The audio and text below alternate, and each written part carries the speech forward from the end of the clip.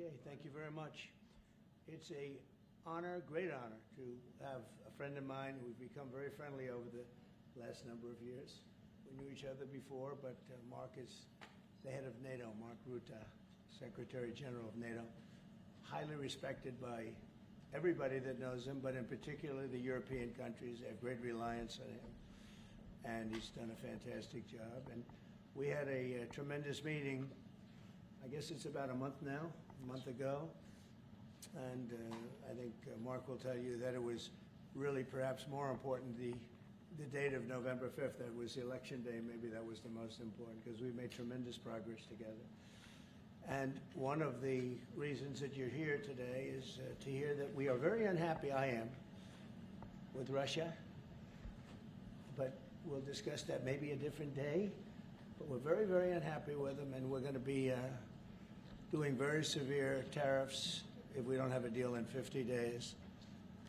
Tariffs at about 100%. You'd call them secondary tariffs. You know what that means. But today we're going to talk about something else. And as you know, we've spent $350 billion approximately on this war with Russia and Ukraine. And we'd like to see it end. It wasn't my war. It was Biden's war. It's not my war. I'm trying to get you out of it. And we want to see it end. And I'm disappointed in President Putin because I thought we would have had a deal 2 months ago, but it doesn't seem to get there. So based on that, we're going to be doing secondary tariffs if we don't have a deal in 50 days. It's very simple. And they'll be at 100%. And that's the way it is. That can be more simple. That's just the way it is. I hope we don't have to do it.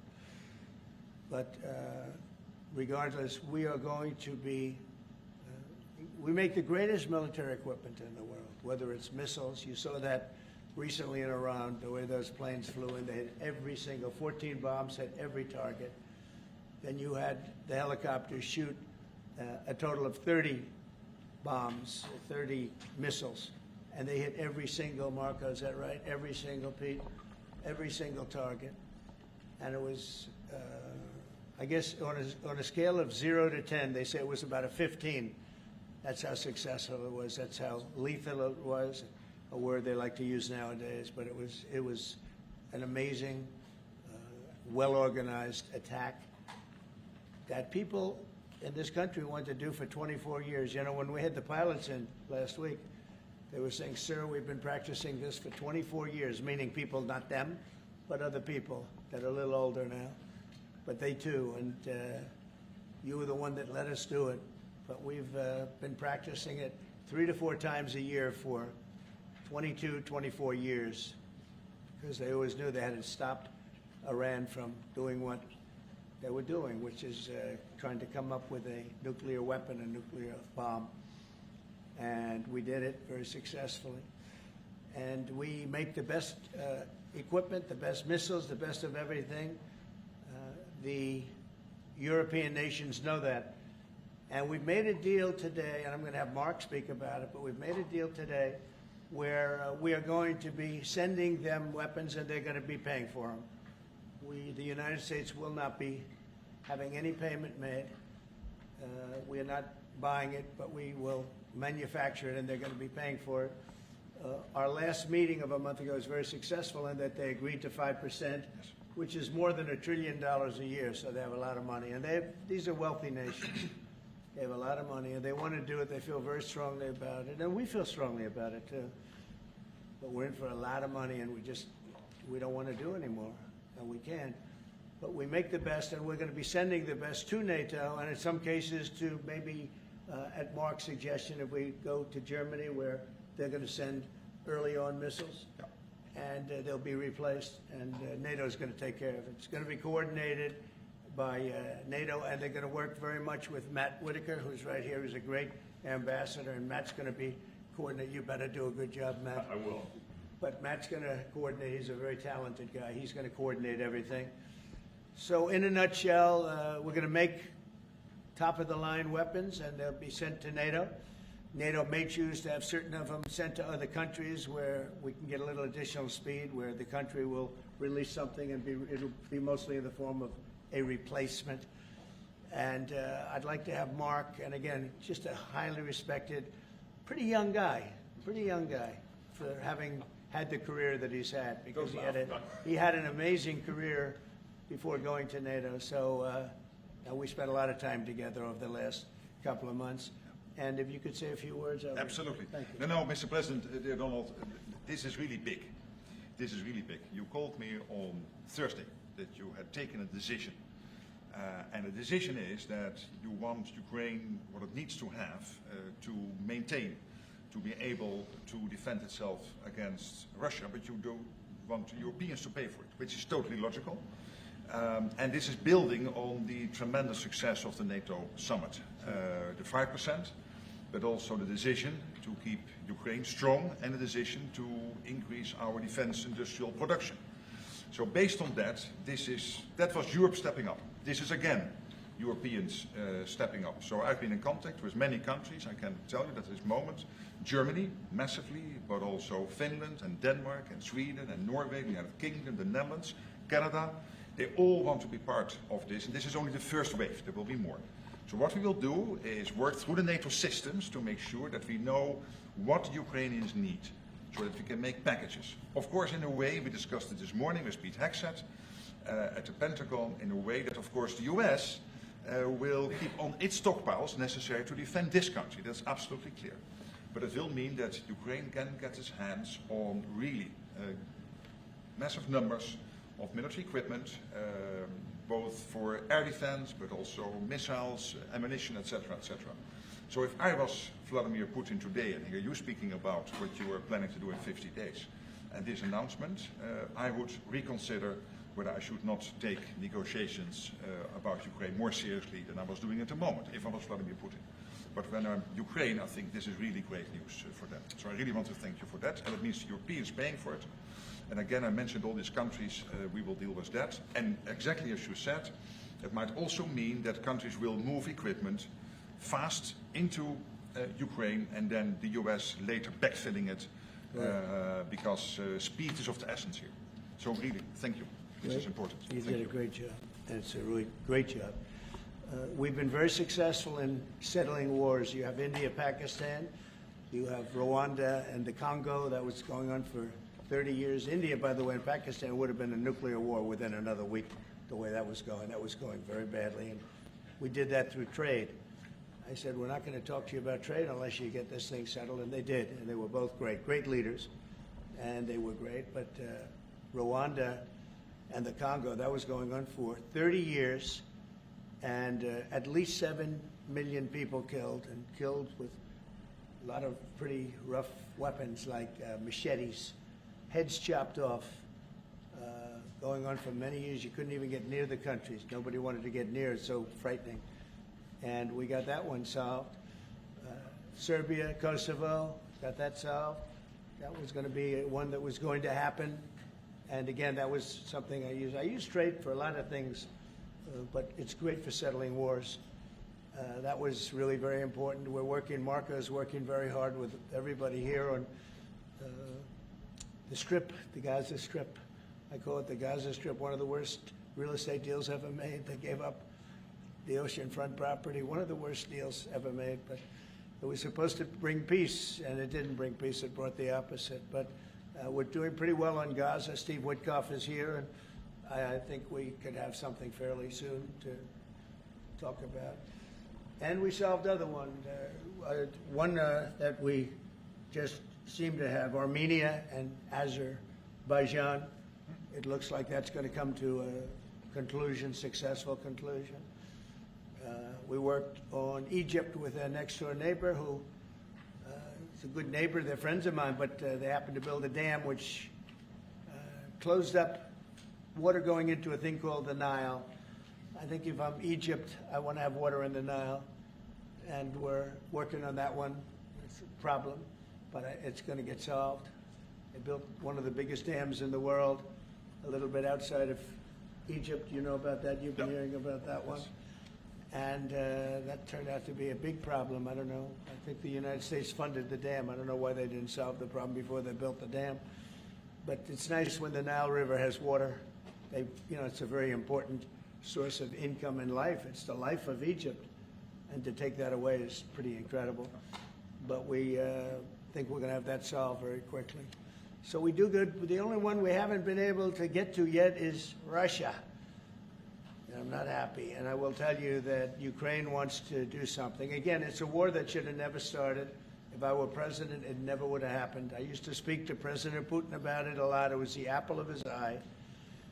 But once I saw what was going on, I said, you know, they're gonna have a war here. I was outside. The election was rigged. And I was outside looking in. And I said, you know, that thing's going to be a war. Couldn't believe it. Because what Biden said was the exact opposite of what should have been said. And it started, and it's a real mess. We're losing, I guess they're losing 5,000 or 6,000 people a day. It's actually now more. I was saying 5,000 a day. It's actually more now. Mostly soldiers, but a lot of people in cities and towns that are getting blown up too. It's a horrible war, and it should be stopped. And so if it's not done, if we don't have an agreement in 50 days, that's what we're doing. Secondary tariffs, and they're biting. And I hope we don't get to the point where we do, but I've been hearing so much talk. It's all talk. It's all talk, and then missiles go into Kiev and kill 60 people. It's got to stop. It's got to stop.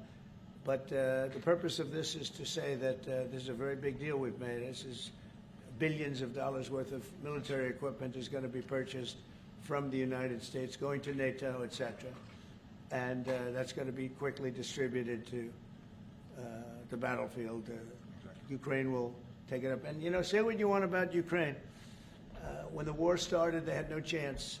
And they still would have had no chance if the equipment, they had the best equipment, because we do make the best planes and missiles, and we make the best military equipment in the world by far.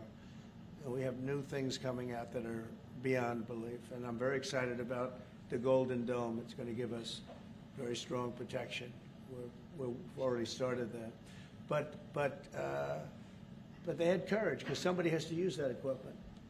And they fought with tremendous courage, and they continue to fight with tremendous courage. But they don't have, they're losing on equipment, and Russia's really taken a very positive, very strong, I mean, what they've done the last couple of weeks. Without military reasons. So what they are doing is 700 drones a day, missiles, bombing cities. This is not because of military goals. It is just creating panic, keeping people out of their sleeps, hitting towns. Yeah. It's really terrible, and it is meaning a lot of people lose their lives, but also the infrastructure, whole cities being they're wiping out the electric. It's going to take years to rebuild it. That's going to be the next problem, because that's going to take a long time. Cities, many of the cities are knocked down to the ground. Many of the people have left, but many have stayed. I don't know. They actually stay. Most have stayed, actually. It's incredible that they stay, and knowing that a missile could be hitting your apartment house, and your apartment house that you're sitting in could collapse on top of you. And they do very heavy construction. They don't use rebar. They do very thick concrete construction.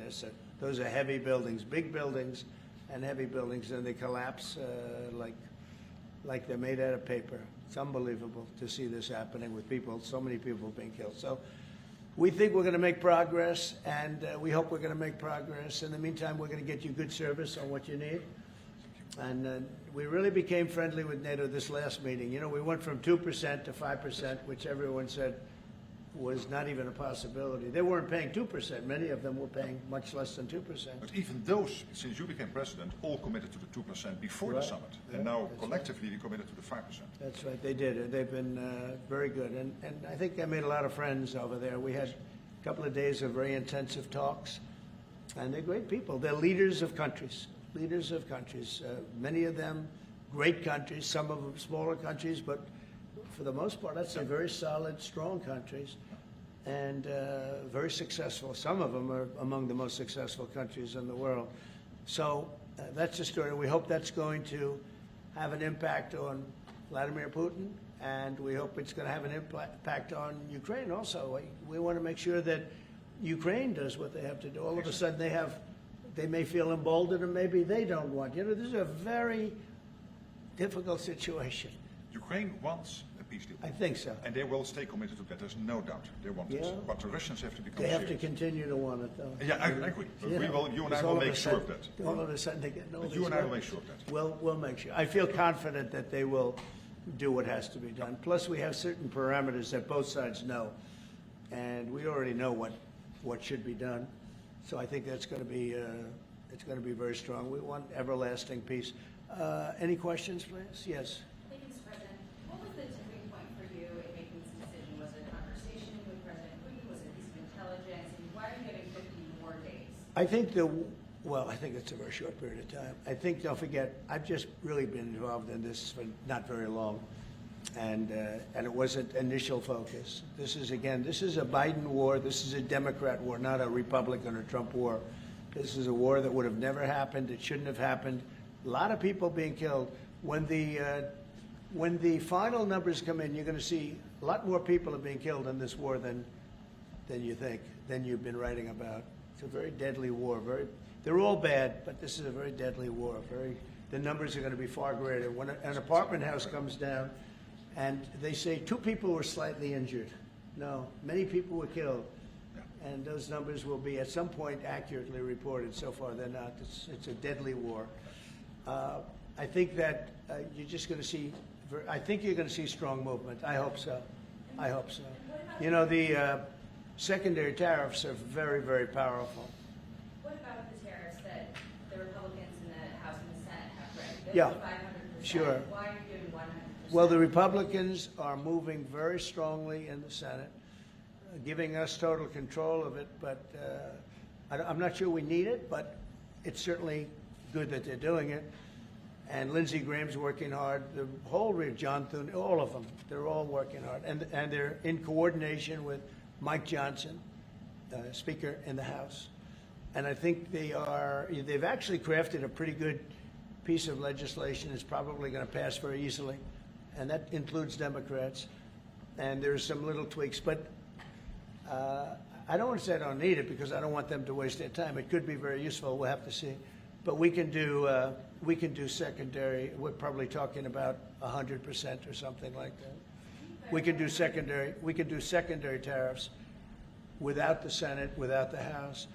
But what they're crafting also could be very good. So are you suggesting then that the Congress should move forward with those sanctions, the 500%, and that your 100 would be a separate additional package? Yeah, I mean, the 500 is, sort of meaningless after a while because at a certain point it doesn't matter. It's not going to be, 100 is going to serve the same function. But, I have it at 100%. They may have it, I don't know what they're going to end up with. They may have it at 100 too. They may have it at 500. But they're doing some good work in the House, and I think in the House and the Senate. And as you know, they're coordinated, and they can have it done quickly. They said they'll have it as quickly as I need it. So we'll see. We're talking to him. In fact, John Thune's coming over later on to talk.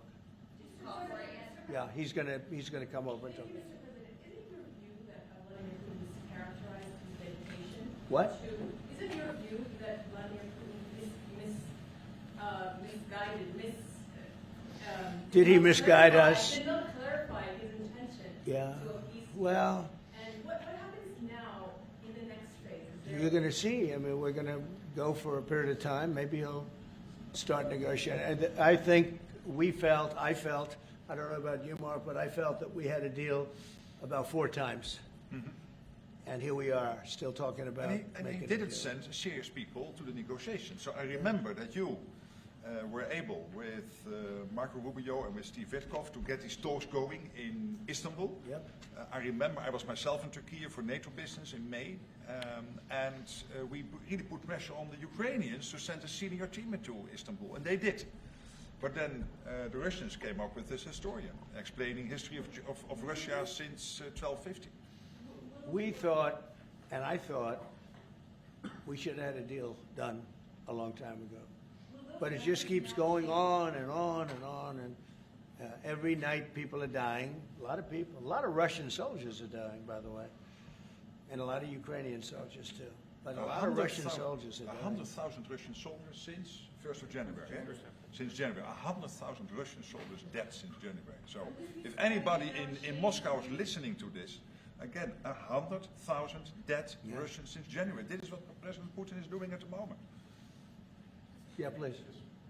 Will these be Patriot missiles specifically or Patriot batteries that you're planning? Everything. It's everything. It's Patriots. It's all of them.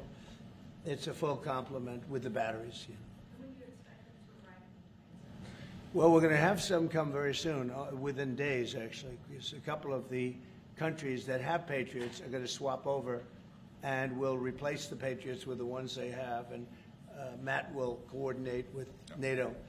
But so it's going to be, they're going to start arriving very And soon. this afternoon, Boris Pistorius, the German defense minister, is visiting Pete Hegseth, the Secretary of Defense, and we'll discuss also, I think, on this whole Patriot thing. Norway is involved, so that's on the Patriots, but this whole deal is also about missiles, about ammunition, so it's broader than Patriots.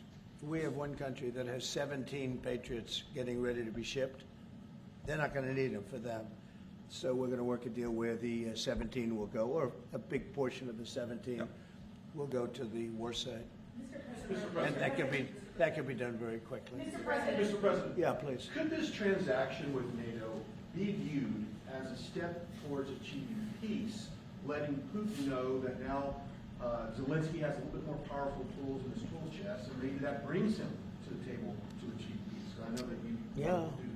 Brian, that's what we've been saying. I think you might have expressed it better if you want another two. I'm just That's trying to- exactly what. That was a summary. That was a nice summary. I think he's done better than us. He's a very good guy, I can tell you that. But no, it's well said. Yeah, I think this is a chance at getting peace.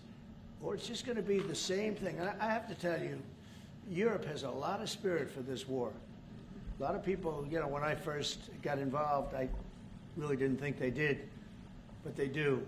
And I saw that a month ago when you were there, many of you were there. The level of esprit de corps, spirit that they have is amazing. They really think it's a very, very important thing to do, or they wouldn't be doing it. Look, they're agreeing to, they're paying for everything. We're not paying anymore. We have an ocean separating us. I said, we have a problem. We make the best stuff, but we can't keep doing this. And Biden should have done this years ago. He should have done it from the beginning, but he didn't. He didn't know he was there.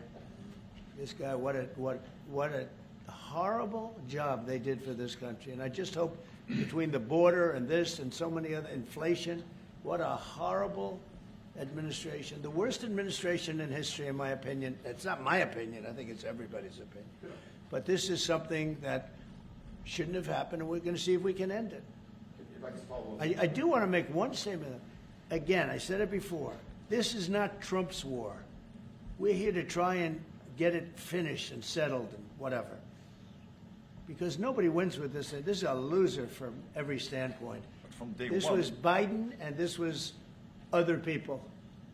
And it's very sad. It's a very sad situation. This gentleman's doing a great job. I think he's going to get it, and Matt and everybody else that's working on it. I think you'll get this thing over with, hopefully. Can I ask you about the- Yeah. Mr. President, you've praised European countries today as standing up for Ukraine as being strong. Will you allow them to continue to negotiate tariffs lower than 30% before August 1st, or is the deal set? What does that mean? You mean you're talking about the tariffs? Saying on Oh, tariffs. you're back on tariffs.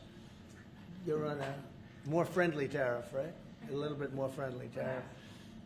No, we're going to be talking to people. We have, I watched the show this morning. They were talking about, well, when's he going to make the deal? The deals are already made. The letters are the deals.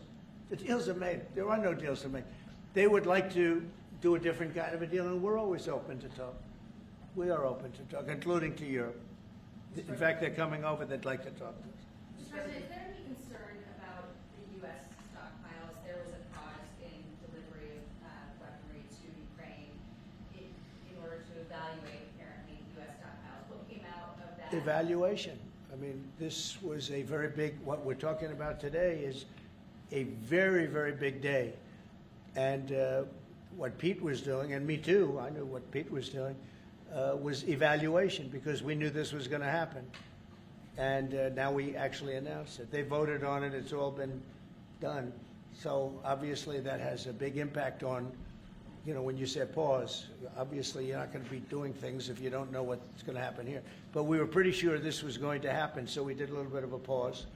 But this is a very big This is a very big event today. This is something very Mr. big. President, if it escalates further, how far are you willing to go in response? In what? In what? How far are you willing to go if Putin were to escalate, send more bombs? Don't ask me a question like that. How far? I don't know. I want to get the war settled. They're not Americans that are dying in it, and you know I have a problem, and JD has a problem. It's a stance that he's had for a long time. They're not Americans dying, but there are a lot of people dying, and on something that should be able to be settled. And we all agree with that. This group of people, that, you know, we want to defend our country, but you know, ultimately, having a strong Europe is a very good thing. It's a very good thing. So I'm okay with that. Yeah, please, in the back. Yeah, is there a ceiling on what the Europeans are willing to pay for? And it sounds like, well, are you ruling out the U.S. paying from the additional weapons through your drawdown authority?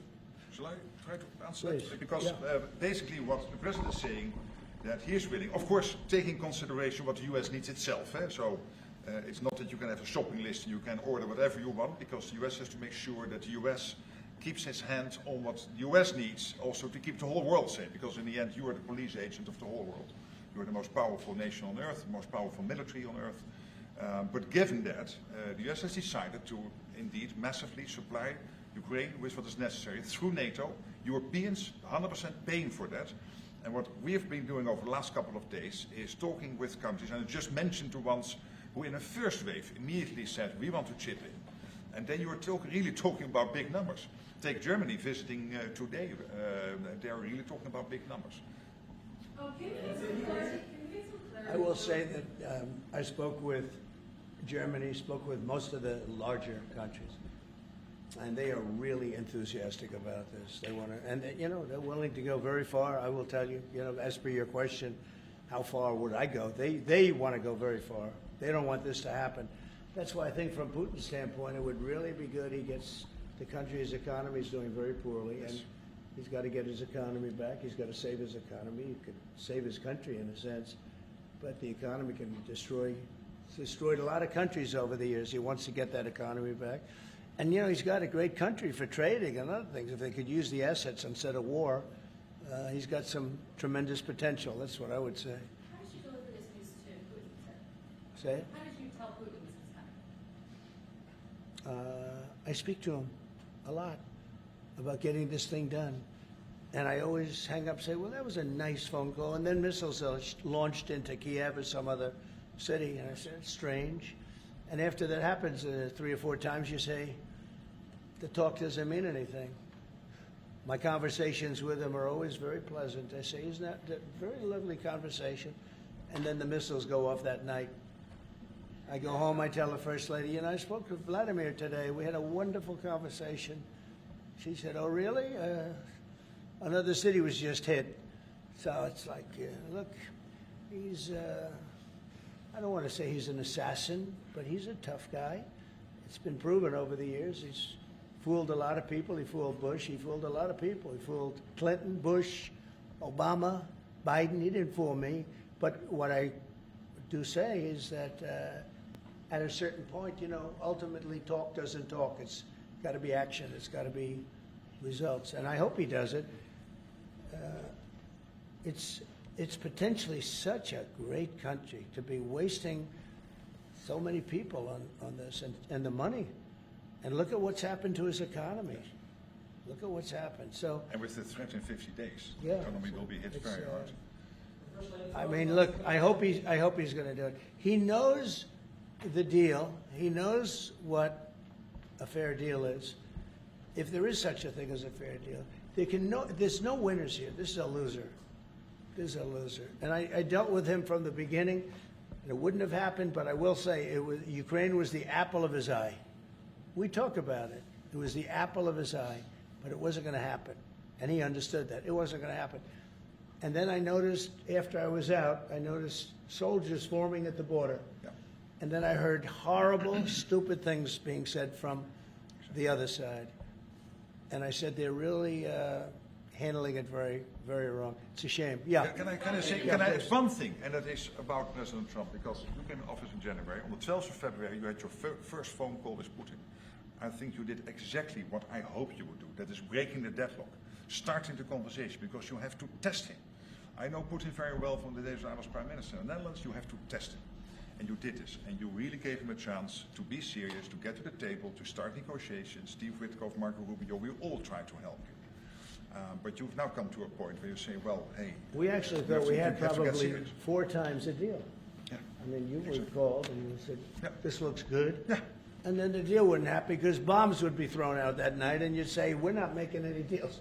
It was like, But it's you very, breaking the deadlock was crucial because you had to start that process. And you were the only one who was able to do that. I think we'll get it done. Do you think he's reasonable enough to negotiate? Yeah, I think we're going to get it done. I think, look, this is a very powerful situation. You have very wealthy countries buying the best equipment in the world. And we have the best equipment in the world. We make equipment like no other. You know, our submarines, nuclear submarines, are so powerful. They're the most powerful weapon ever built. And we have the best in the world by, they're 20 years behind, 25 years behind us. We have the greatest equipment anywhere in the world. I just hope we don't have to use it. Yeah, please. Thank you, Mr. President. On a separate topic here, President Biden, of all people, spoke to the New York Times over the weekend. He did not speak to them on the record during his time in office at all, but spoke to them recently. And he defended his use of the autopen and said that he signed off on every decision. But at the same time, the Times reports that he did not individually approve each name for the categorical pardons that applies to large numbers of people. What are your take on that? Any new revelations from Well, I mean, you're talking about the auto pen. Look, the auto pen, I think, is maybe one of the biggest scandals that we've had in 50 to 100 years. This is a tremendous scandal. And I know the people on the other side of the, oh, see that desk, that Resolute desk? Unfortunately, he used it before me. But, you know, we have our choice of 7 desks. They're all beautiful, but I chose the Resolute, and so did he, unfortunately. But the people on the other side of the Resolute desk, I know them. Lisa, the whole group, and they're no good. They're sick people.